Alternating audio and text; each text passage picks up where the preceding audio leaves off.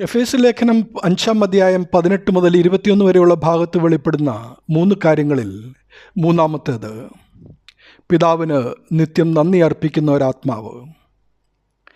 എല്ലാറ്റിനും സ്തോത്രം ചെയ്യുക എന്നത് ക്രിസ്തുവിന് നമ്മെക്കുറിച്ചുള്ള ഇഷ്ടമാണ്. 1 തെസ്സലോനിക്കർ 5:18.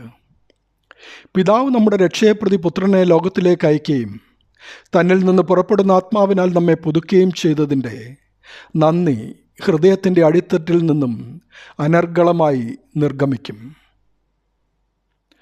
ബലഹീനരും മൺമേരുമായ നാം യേശുക്രിസ്തുവിൻ്റെ ശരീരയാഗത്താൽ നീതീകരിക്കപ്പെടുകയും ദൈവത്തിൻ്റെ ആത്മാവായ പരിശുദ്ധാത്മാവിനെ പ്രാപിക്കുകയും ചെയ്ത നാം നമുക്ക് അവയെ ദാനമായി തന്ന സത്യ ഏക ദൈവത്തെ സ്വർഗത്തിലെ മാലാഖമാർ സ്തുതിക്കുന്നത് പോലെ ഇടവിടാതെ രാവും പകലും നമ്മുടെ നാവുകൊണ്ട് എപ്പോഴും സ്തുതിയും സ്തോത്രവും അർപ്പിക്കേണ്ടതാകുന്നു. സ്തുതികളാലും ആത്മീക ഗീതങ്ങളാലും തമ്മിൽ സംസാരിച്ചും നിങ്ങളുടെ ഹൃദയത്തിൽ കർത്താവിന് പാടിയും കീർത്തനം ചെയ്തും നമ്മുടെ കർത്താവായ യേശുക്രിസ്തുവിൻ്റെ നാമത്തിൽ ദൈവവും പിതാവുമായവന് എല്ലായ്പ്പോഴും എല്ലാറ്റിനു വേണ്ടിയും സ്തോത്രം ചെയ്തുകൊള്ളുവിനെന്ന് എഫേസ്യ ലേഖനം 5 അധ്യായം 19, 20 തിരുവചനങ്ങളും.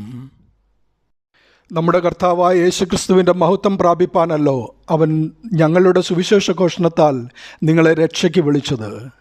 ഞങ്ങളോ കർത്താവിന് പ്രിയരായ സഹോദരന്മാരെ, ദൈവം നിങ്ങളെ ആദ്യം മുതൽ ആത്മാവിൻ്റെ വിശുദ്ധീകരണത്തിലും സത്യത്തിൻ്റെ വിശ്വാസത്തിലും രക്ഷയ്ക്കായി തിരഞ്ഞെടുത്തതുകൊണ്ട് നിങ്ങൾ നിമിത്തം ദൈവത്തെ എപ്പോഴും സ്തുതിപ്പാൻ കടപ്പെട്ടിരിക്കുന്നുവെന്ന് 2 തെസ്സലോനിക്കർ 2:13, 14 കൂടി പരിശുദ്ധനായ പൗലോസ്ലീഹായും പറയുന്നത് പോലെ,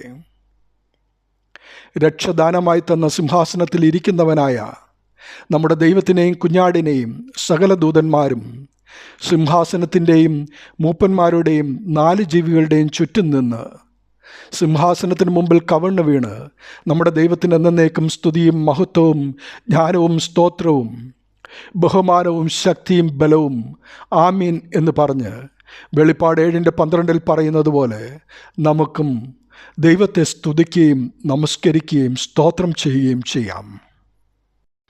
നമ്മുടെ സൃഷ്ടിതാവായ ദൈവത്തോട് കരുണയ്ക്കും രക്ഷിതാവായ ദൈവത്തോട് സ്നേഹത്തിനും പരിപാലകനായ ദൈവത്തോട് കൃപയ്ക്കുമായി അനുദിനം നമുക്ക് യാചിക്കാം.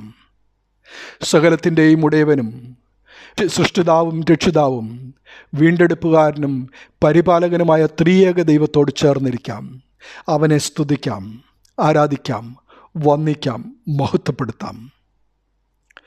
പാപത്താൽ പ്രാകൃത മനുഷ്യരായി കഴിയുന്ന നമ്മെ പുതുക്കി ദൈവാത്മാവുള്ള ആത്മീയ മനുഷ്യരാക്കി തീർത്ത് കർത്താവിനെ നാം സ്തുതിക്കുകയും അതിനായി പുത്രനെ അയച്ച പിതാവിന് നിത്യം നന്ദി അർപ്പിക്കുന്ന ഒരാത്മാവായി നമുക്ക് രൂപാന്തരപ്പെടുകയും ചെയ്യാം. ദൈവനാമം മഹത്വപ്പെടട്ടെ. ആമീൻ.